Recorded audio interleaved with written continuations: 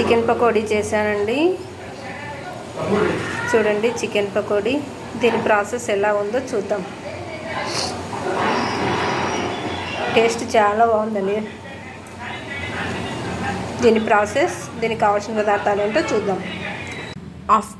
Half KG chicken తీసుకొని బాగా wash చేసి పెట్టుకున్నానండి. ఇప్పుడు ఇందులో ఏమేమి వేసుకోవాలో చూద్దాం. కొద్దిగా అల్లం వెల్లుల్లి పేస్ట్, కొద్దిగా సాల్ట్, కొంచెం పసుపు, కొంచెం కారం, కొంచెం చికెన్ చిల్లీ మసాలా, కొద్దిగా నిమ్మరసం.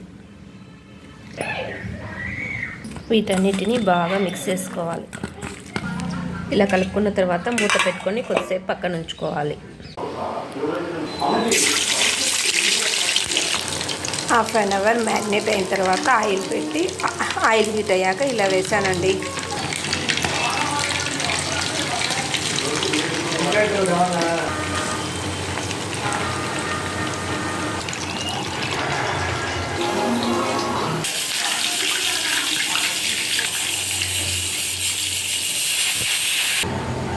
వేడి వేడి చికెన్ పకోడీ రెడీ.